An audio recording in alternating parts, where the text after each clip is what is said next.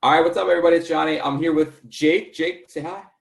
Hi, what's going on? Jake is actually a respiratory therapist, and he and I actually work out at the same gym. He may lift a lot more than me, but you know, right now we're not really working out together, so we're in an even playing field. But I wanted to just bring him on. He was so gracious enough to kind of really talk about what we're seeing right now as far as the coronavirus or COVID-19 or whatever you want to call it.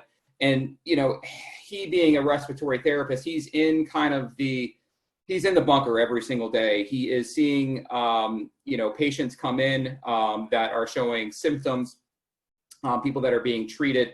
And, we read a lot on the news on kind of what's going on, but, as far as a local level, it's really kind of hard to say exactly what's going on. So, Jake, maybe kind of just talk about your background in respiratory therapy, how long you've been doing it, where you work.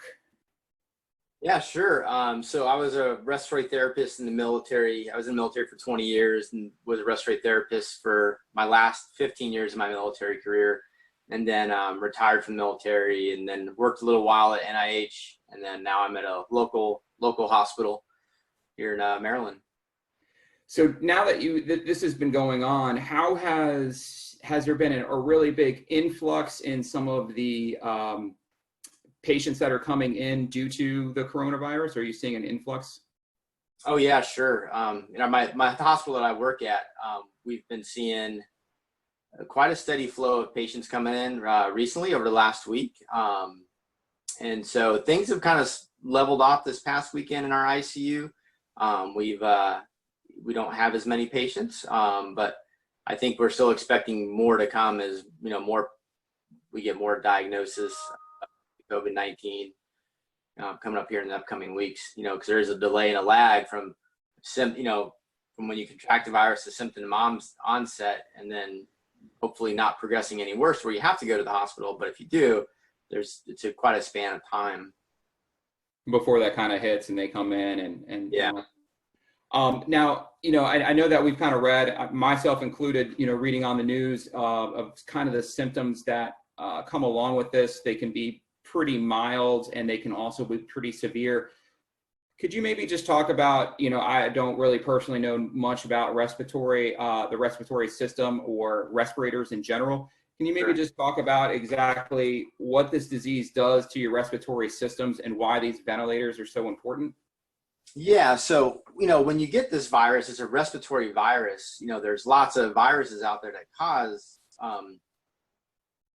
like the common cold. Even there's other, I guess, variations of the coronavirus that are always out there that, when you get a common cold, it could be a coronavirus or a rhinovirus or an enterovirus. There's lots of different viruses out there. And this is just a different strain of this coronavirus. And it's particularly virulent, and I don't know exactly why it's more virulent, but it is a respiratory virus. And so the effect that it has on the respiratory system is it gets in your airways and it just causes a huge inflammatory response, especially, in the elderly or people with underlying lung disease. And there's some other risk factors there as well if you have other chronic health conditions.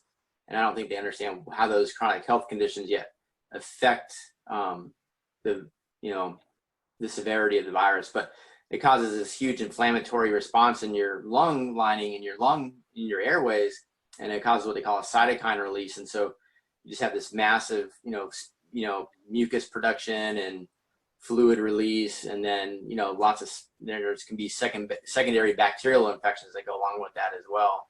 And so if your lungs are all filled up with mucus and other fluid, it's hard to ventilate and remove that CO2 and get the oxygen into the lungs where they need to go across that lung into the blood. Okay. So it's almost just like having like a clogged drain in your bathroom, and it just becomes so bad that you can't really get anything out, and these ventilators are there to kind of suck that out.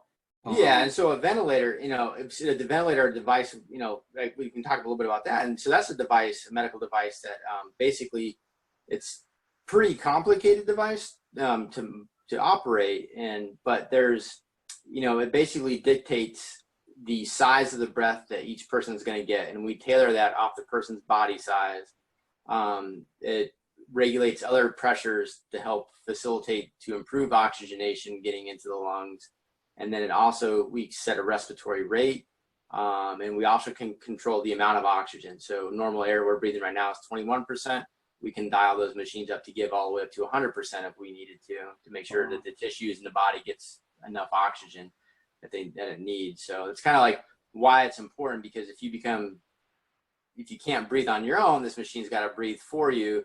And we take into account multiple factors to how to dial the machine for each person, like what their respiratory rate is, what their volume of air they need in their lungs, what kind of pressures they need to help improve their oxygenation. And then we also analyze and draw blood from the arteries to see what changes we need to make on the ventilator to make sure your body's getting enough oxygen, or to make changes to make sure we're removing enough CO2 from your body with the ventilator.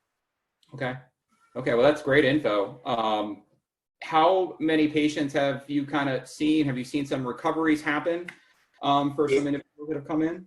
Yeah, we have seen some recoveries in our ICU where they have recovered. They've been on the ventilator for like the last week, 2 weeks.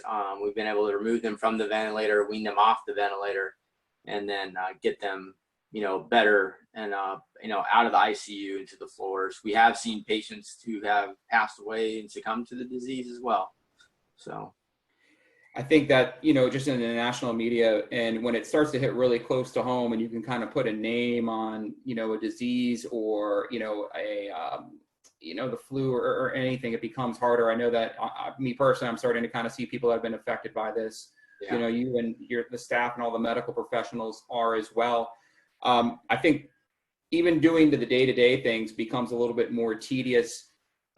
Maybe just as, again, just your opinion, with social distancing and, doing the things that we need to do, i.e., keeping 6 feet away and, not sharing germs and continuing to wash our hands.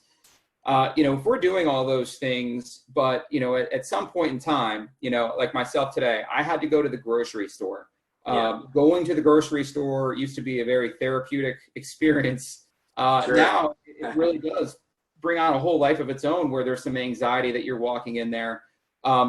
Maybe kind of just talk about some tips and tricks to, for the everyday person that can go out, that is sheltering in place, that's doing all the right things, but, one slip up and going to the grocery store could, maybe be something they weren't necessarily thinking about. Yeah. So, like we've been minimizing our trips as well. Like we've been going to the grocery store one time a week, and that's really our only trip where we go out in public, or I've gone out in public, and we don't go as a family. So I guess it's another thing. It's like, if you got to go to Lowe's, if you got to go to Target, Walmart, go to the grocery store, one person from the family go if possible. Don't take the whole family, don't take the kids, don't take, if it's a family of 4 or 5, not everybody needs to go to the grocery store. Just send one person to go do the shopping. And the CDC now has the guidelines of wearing a cloth mask over your face. Okay. Right. So that's optional. It's not a mandated thing. And, so the cloth mask or some sort of facial covering, whether it be a scarf, a bandana, whatever, right? Like that's not to protect the person wearing it. It may give people a sense of ease and comfort, like, okay, I got something over my face, I'm good. You're really not. But what you're doing is, if you're an asymptomatic carrier of the virus, you're not going to spread it to someone else who might, that could be more susceptible to, having adverse outcomes, getting exposed to the virus. So that's the whole point, wearing a cloth covering over your face, is you don't want to expose other people to the virus if you're an asymptomatic carrier. Because you can, spread the virus just by speaking and talking within, if you're within just a couple feet, 2 to 3 feet of someone, and you're just talking, and, we're not covering our mouths, or or observing that 6 foot distance, then there's a chance that you could spread that virus to the person you're speaking to. And then they go home and they spread to whoever, and everyone may be fine, but then, Grandma Joan comes over and, and then it's, Grandma Joan's not doing well. Right. So continuing to stay 6 feet apart, doing all the things that Larry Hogan's just suggested. No large gatherings, not getting together with people, washing our hands. Yeah. You know, these are just the everyday things. And like you said, just minimizing your trips and minimizing exposure. Yeah, exactly. And I think, you know, when you're out and about, you know, there's no need to wear gloves. Like I've seen people wearing ski gloves, you know, rubber gloves, nitrile gloves out in the grocery store. You know, you're really not doing much to protect yourself with those. Like you can go shop and you're going to touch everything you're going to buy, and you're going to touch all these other high touch surfaces within the store. And then, but when you get home, like you still need to, you know, wash your fruits and vegetables. And, you know, if you feel like you need to wipe off the bags that you're using, if you're using reusable bags, then clean those with a disinfectant. And I know disinfectants are hard to find. One good disinfectant you can use at home is get a gallon milk jug, clean milk jug, you know, do 1/3 cup of bleach in it, and then fill the remainder of the gallon jug with water, and there's your disinfectant. That'll kill the coronavirus. That's an easy way to make your own disinfectant. If you can't find anything at home, and just put it in some small little spray bottles that you have around the house. You know, yeah, that's great. I mean, I think that maybe we do get caught up in making sure that we have Lysol sometimes for the household products that we have here. Yeah. It might not be fancy, but it doesn't need to be fancy. It just needs to get the job done. Yeah, exactly. So, well, Jake, man, I really appreciate it. I do miss you. Yeah, watching you lift more than I do, and I'm sure that everybody that is watching this video, that can share this video, that can just help somebody else out there. So then that way we can do our thing, let the medical professionals take care of this, and if we can do our part, just staying put, we can all come together pretty soon. So thanks again, Jake. I appreciate it. Oh yeah, no worries. All right.